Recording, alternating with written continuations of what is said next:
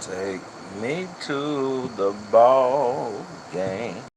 Take me to the ball game.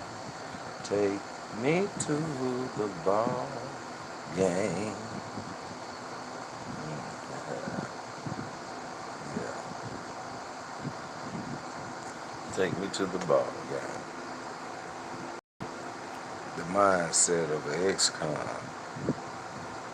The mindset of an ex-con. Yeah, this Andre Wade was just released. Once again, come to just reminisce about some things. I pray peace upon y'all families today.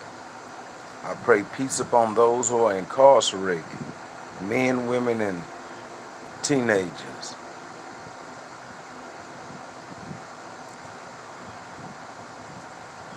I believe it's important to understand the mindset of an ex-con, being an ex-con.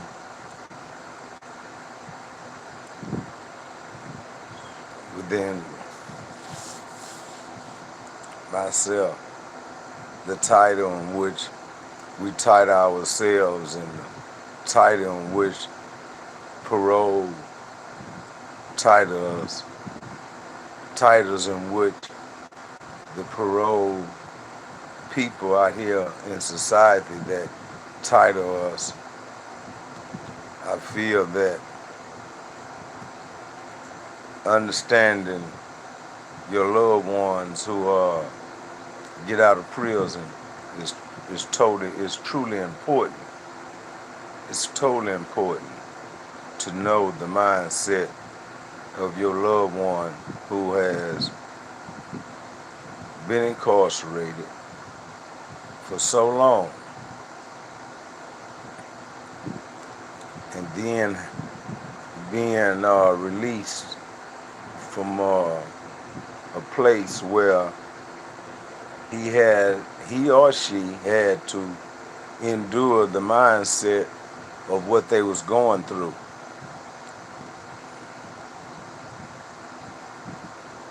I feel that the people should understand that prison does something to a person. And I always tell y'all that prison does two things to you. It can help you or it can hurt you.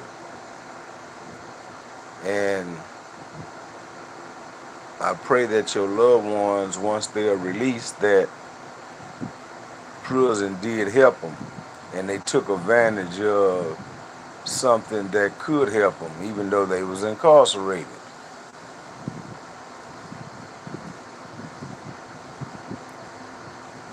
I was having a conversation with a lady this morning, and we was talking about several things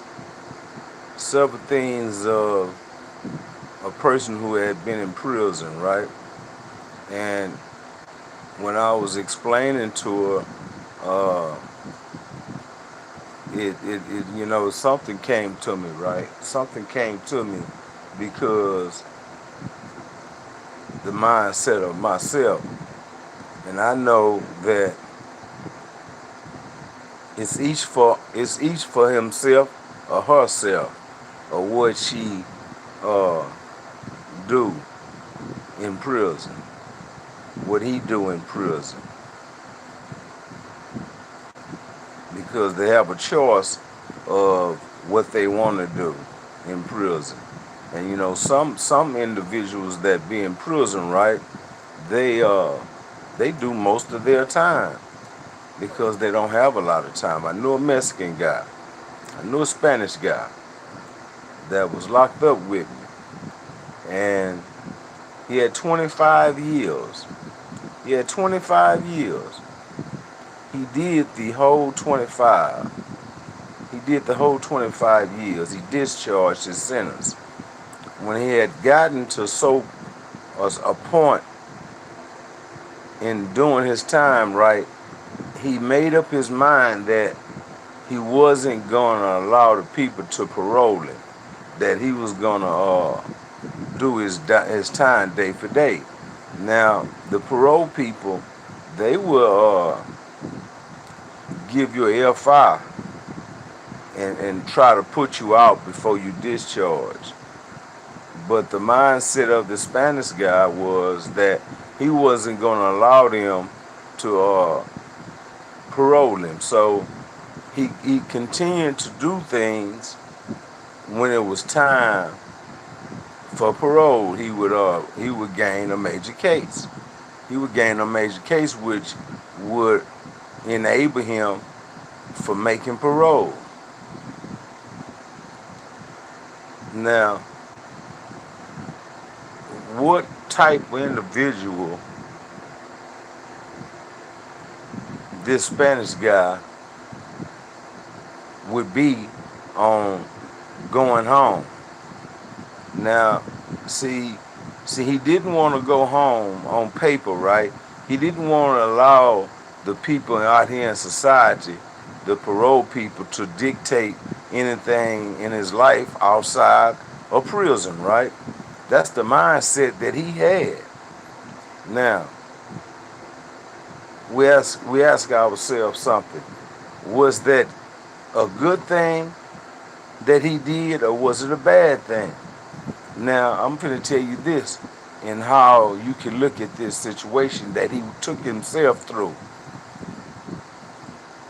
While he was in prison, he was intercepting an institutional mindset.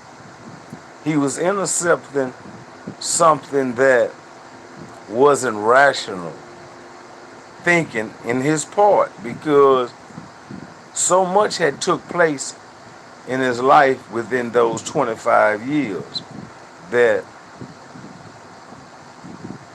he could have prevented if he would have allowed himself to make parole. Now, what he did was something that was selfish in his part, because he had a mother on the outside. He had a father on the outside. He had a brother. He had a sister. He had a niece. He had a nephew. He had people that when they called to parole, they was asking questions on why he hadn't been given parole. And they found out that he was deliberately gaining major cases so that he wouldn't make parole. Now, he was doing this on his own, right? This Spanish guy, he was doing it on his own. So he had made up his mind of how he wanted to go home and how he wanted to serve his time. So much in that Spanish guy's life while doing time in prison, he didn't accomplish out of the 25 years. He didn't accomplish because he was so much in a negative mindset that, in a sense, he created a monster, because this Spanish guy was a beast. This scanner, and what I mean by a beast is that he was dangerous. He became something inside of prison that he wasn't before he came. Even though he went home, he discharged, he went home with the mindset of only thinking about himself and not no one else. And see, I love my mother, right? And I love my sister, and I love my brother. And I love those who are so much close to me, right? So in doing my time, see, I couldn't discharge my time. I had too much time to try to discharge, right? So I was trying to make parole. And I knew that if I didn't stop doing the things that I was doing in prison to allow me to make parole, then I knew I wasn't gonna make it. And I would have did 30 years. I did 40 years And then you look at these prison channels, right? 42 straight, and why? Why 42 straight? Why? Why 42 straight years? Why did it take him so long to get out of prison?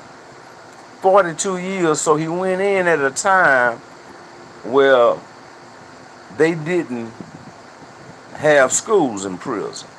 They didn't have schools in prison over 42 years ago. They didn't believe in educating a man in prison. A man had to really educate himself. And school came along in the later years. In later years.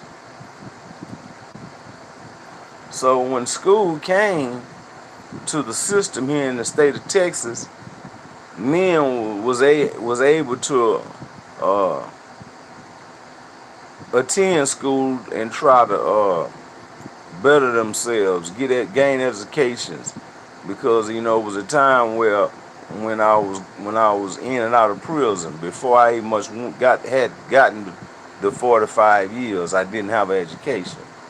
I didn't have an education, and I was doing the things in a selfish manner on the streets that kept me locked up, right? So it was something had to take place being an ex-con in my life. See, and when I'm speaking of is something that took place in my life, because I love those who love me. I love those who wanted to see me to the point where they came basically every month to see me. And when I was close enough, they practically came every week. And now these people are doing things on the outside of their own with their own life, but yet they came and seen me every month. Now these people love me, these people care about me, right? So there's a part I have to play by being in prison. I have to keep myself out of trouble so that my mom, who was coming basically every month, can enjoy herself in a visitation where I can go out and hug her. I can go out and kiss her. Not the visitation part where I'm behind the glass. I remember my mom asking me one time when she came to see me, because she was so used to coming to visitation on the outside, not in the inside. And she said, "Why we behind this glass?" So now I had to explain to her I had got a case, and I'm on medium custody now, so I can't have those kind of visits. So my mom, who loves me, who took the time out to come and see me, and even at times by herself, she traveled by herself to come see her son, who had been incarcerated for quite some time. So I owed it to my mother to be put in position where when she come to see me, she can hug and kiss me. And that's the mindset that I had at that time, right? But even though I'm still doing things in a Dre Dog manner inside the institution where I'm only trying to satisfy myself, and I was being selfish in that manner, right? So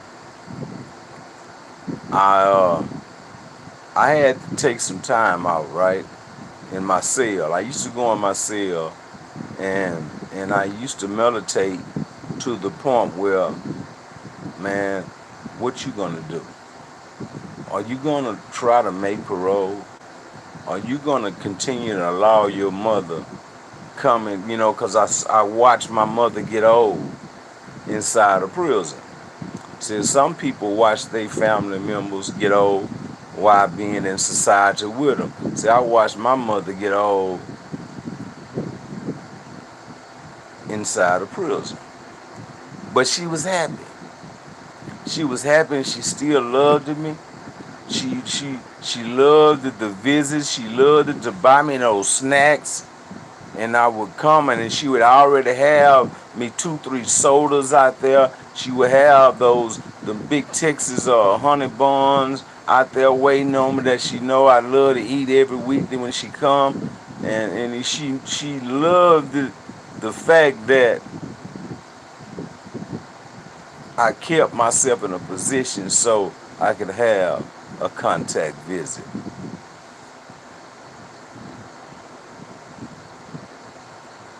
The mindset of an ex-offender, and the ex-offender means that you are no longer in prison. You're on the outside of prison. You in the free world with your loved ones, and now you come to find out that, man, I'm really messed up because people have died. People needed me at a certain time. In all of those years that I did of the 25. Now, this Spanish guy, I don't know the outcome of his life outside of prison after the 25 years, but I pray that he didn't go back.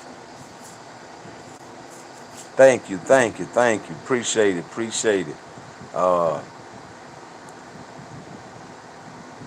I told y'all, when y'all tell somebody about Just Release, hit that like button. Tell them hit that like button, because ain't no telling what I might come back with next. Because y'all already know I'm going to come. I might skip a day, I might do that. But I'm going to come back with something. I'm going to come back. Thank you for the thumbs up. Yeah, I'm going to come back with something. I was telling my lady friend this morning that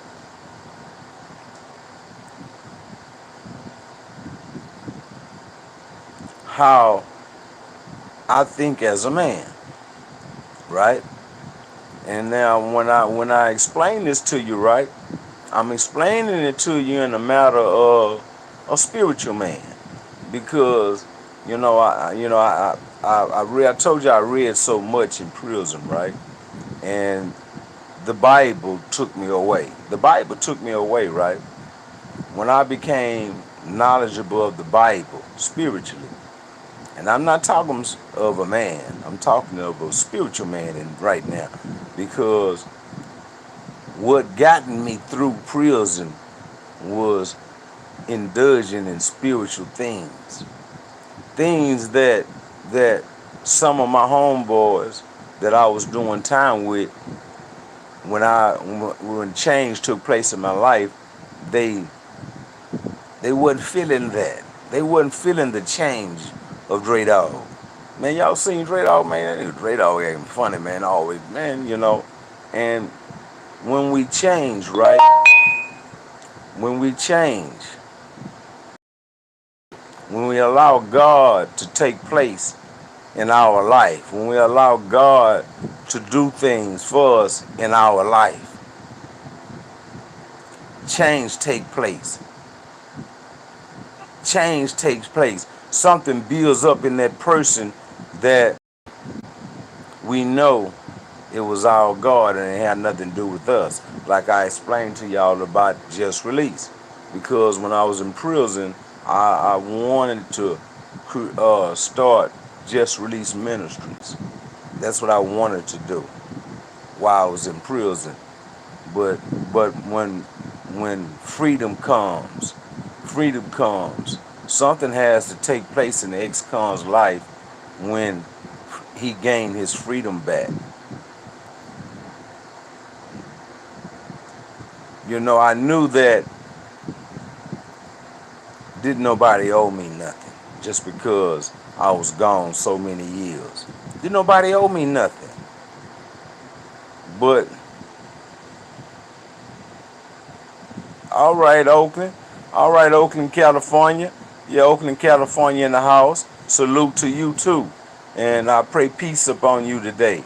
I pray that safety be among your family from here on out, coming from Just Release with Andre Wade, because I know what it's like to lose somebody. I know what it's like to miss somebody. All right. Oak Cliff, Texas. All right, okay. Oak Cliff, Texas. That's Oak Cliff. That's Oak Cliff in the house up there in Dallas, y'all. My fault. My fault. That's Oak Cliff in the house. All right, yeah. All right, Oak Cliff in the house down there in D-Town. Yeah, I'm praying peace upon your family today. And but hey, y'all already know. I went and got that cash out. What's up? I've been checking that cash out. I ain't on it, y'all. What's up? Y'all want me to come to this Just Release? Y'all want me to come and bring some things in which y'all like to hear? Y'all already know Dre Dawg gonna bring them. All right. All right. Appreciate the thumbs up. Appreciate the thumbs up. But hey, that cash out, y'all. $, capital J, capital R, LEDS. Hey man, let's look at something. Let's look at something just as well as we want to hear something. We want to hear something that see, because I want to bring something to inspire a person, to intercept his mindset from doing something that might cost him 20 years of his life or her life. So I bring things. What? Eastside San Antonio going on? Going on. San Antonio in the house, Eastside. Yeah, all right now. San Antonio, boy. I ain't heard from some of y'all in a minute now. I haven't heard from some of y'all down there in San Antonio. What's going on down there in San Antonio? I already know that, them Spurs ain't what they used to be. But guess what? When you go up in that Alamo, you're going to see them banners. You're going to see them banners hanging. You're going to see them San Antonio championship banners. Yeah, San Antonio in the house, y'all. We down here in H-Town, chilling. I know we have travelers today, so I pray peace upon those who have to travel, and because it's dangerous out there on them roads, them people out there don't care. Them people out there don't care about reckoning to you. I had a homegirl yesterday stop by, and she had a wreck. She was sitting at the light, and a man ran into her. Yeah. People don't care about, how they driving out there. People don't care about y'all lives. And it's just like the people that's inside the walls of confinement. We get caught up. We get caught up in doing time and not caring about the lives that's on the outside that's waiting for us. We don't care about the lives outside that's taking care of us while we inside.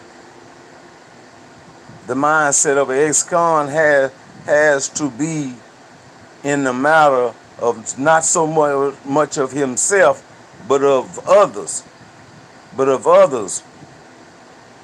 We have to understand that other people care about us. Other people love us so much that they write to the parole board so many times, letting the parole board know that we will support him.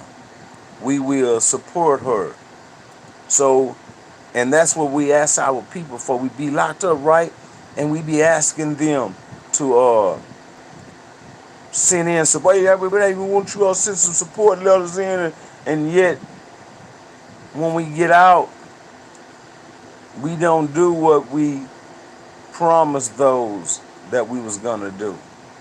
I was telling my lady friend that, sometime what clicks a ex-con into falling back into himself that can cause him to go back to prison. And that be family pressure. Family pressure. That be family pressure, not friend pressure, but family pressure.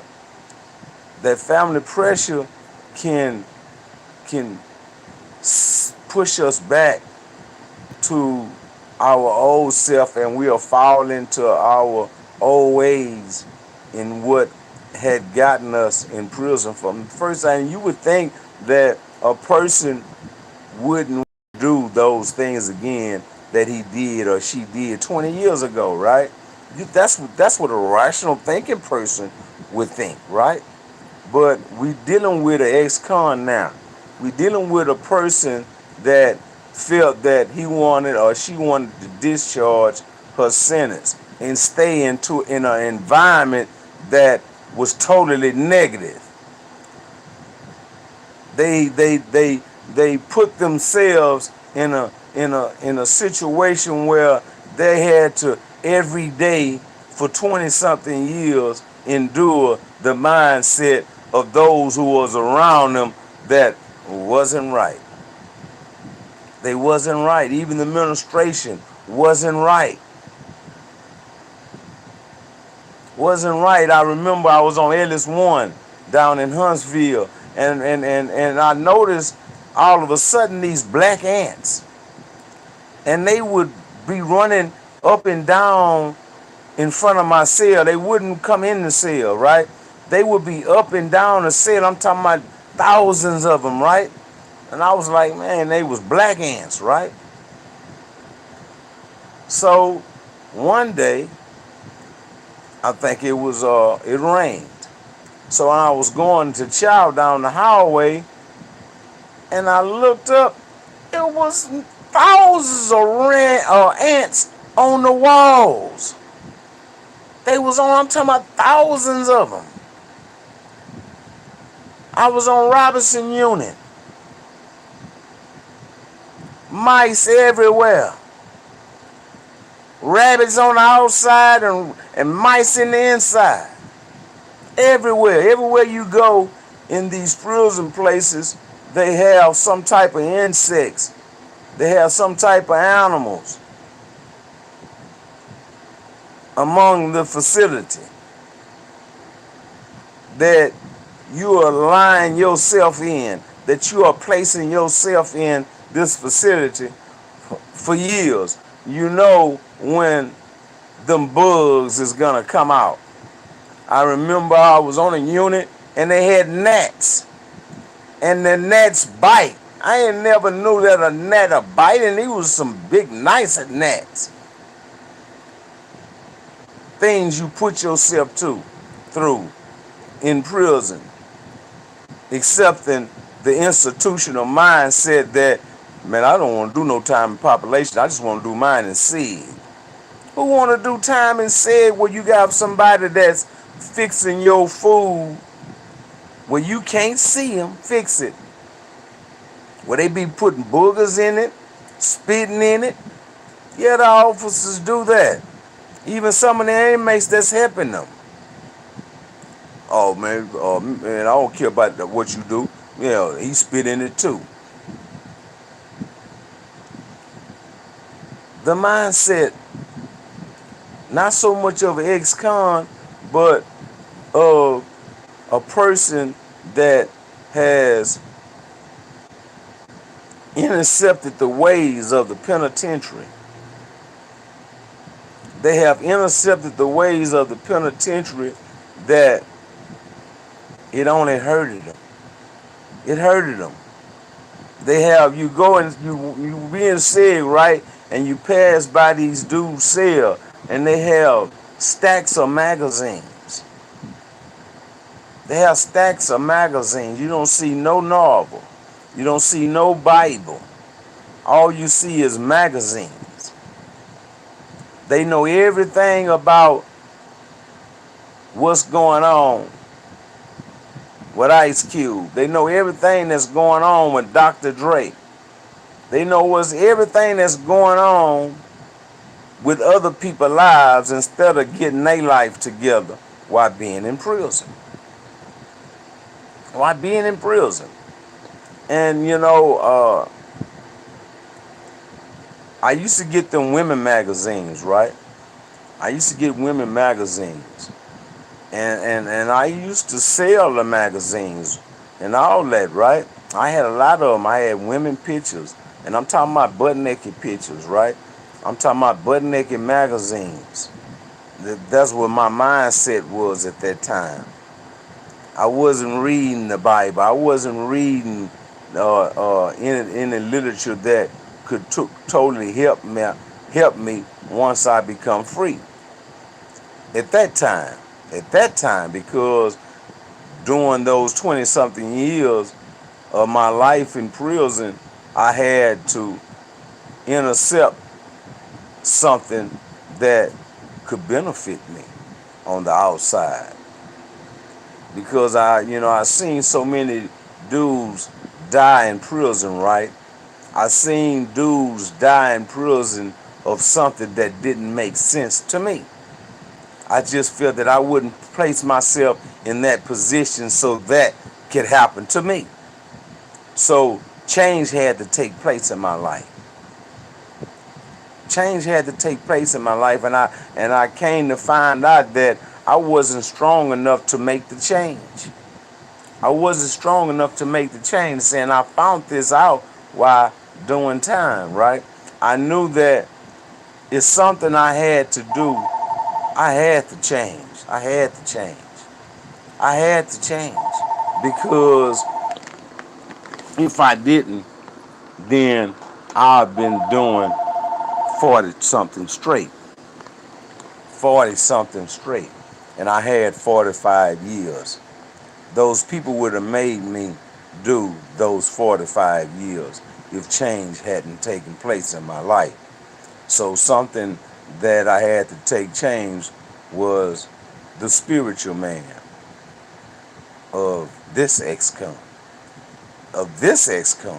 Because when I became more so spiritual as a man, I knew that all I had to do is pray and give it to God, and He would make the way for Andre. He would make the way for Andre, and He made the way for Andre. He placed so much upon me that I was totally surprised. I was totally surprised, not so much of finding out that God didn't break promises, that God loved me first, that God knew my heart more so better than I do. See, there's some things I had to learn spiritually, because as long as I was doing manly things, I wasn't learning anything. I wasn't learning anything. I thought so much of education at one time that, I had took college prep, right? But spiritually, I needed something else. I needed something else. I needed a spiritual growth. But I didn't realize it at that time. I didn't realize at the time when I was doing time on medium custody, when I was doing time on close custody. I thought that was the way that Dre Dog needed to do, and I found out that that was institutional thinking.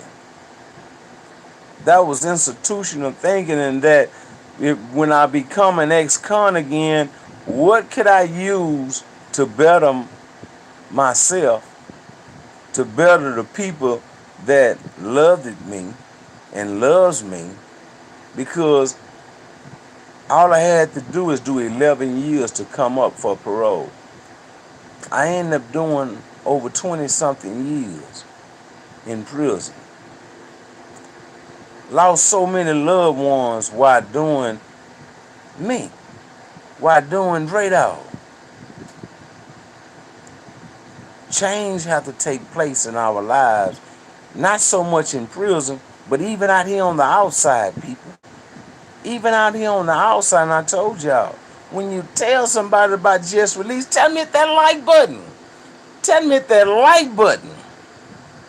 Because ain't no telling what I might come back with next. I was telling my producer Evans yesterday, when I'm at the park, I go to the park, in which this is the park Well, everything started negative in my life. I still go there because change has taken place in this park, right?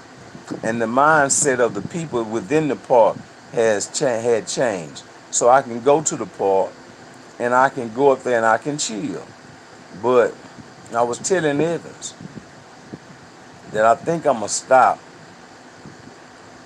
trying to put my homeboys in my videos, right? Because I try to give them the opportunity to express themselves to some people that want to hear about what's going on, why people act the way they do out here.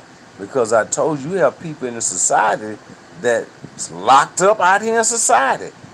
They free and they locked up mentally, right here. You have people out here in society trying to put themselves in prison. They trying to place themselves in prison when you got prisoners that's inside the walls of confinement trying to get out here in society.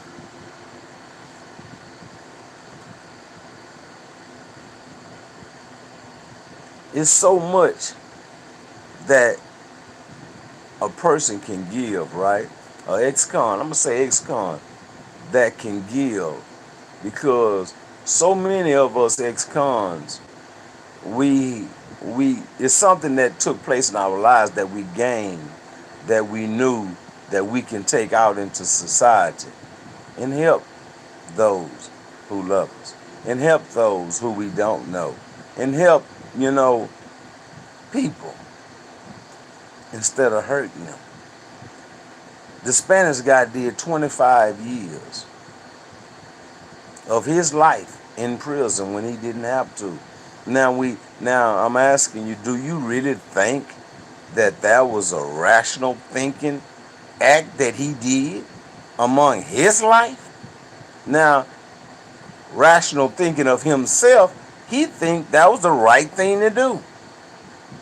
Now see, if he left a woman with a child, and the child was 1 year old, and he did 25 years, now the child is 26 when he get out. And he never had a visit from the woman.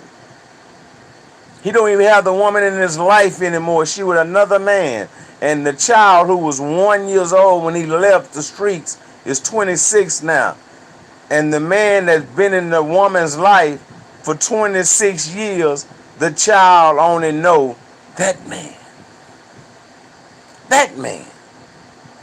Not the man that did the 25 years. So when we ask ourselves, was that rational thinking?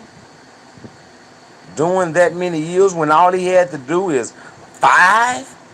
See, when he got locked up, they was doing months on years. He could have done 25 months on a 25-year sentence and gotten out. But see, what took place was he didn't see the system changing. He didn't think the system could change, that it would always stay the same. And the system changed on it. And before you knew it, he couldn't make parole in months anymore because Kathy Whitmire, not Kathy Whitmire, but Ann Richards wasn't the governor anymore over the state of Texas, who was allowing men and women that was in prison to go home even though they had 45 years. And see, you could have had 45 unaggravated years under Ann Richardson and did 45 months and been home. You could have had a life sentence under Ann Richardson as the governor and did 7 years, up to 11 years on a life sentence and been home. The mindset of an ex-con is more dangerous to himself than it is to anybody else. The mindset of the way we think inside can affect us on the outside when we become free.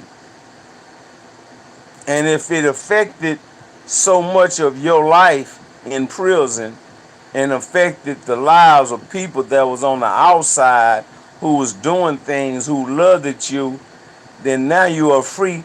How much do you think it would affect those people now that he's out? Excon. Excon. The mindset. So when you go do these support letters and you go do these things to support these men and these women on the outside once they become free, we have to ask ourselves, do they still have that mindset that they had when they was locked up? Hey, $, capital J, capital R, LEDS, representing just release with Andre Wade. Hey, ain't no telling what I might come back with next.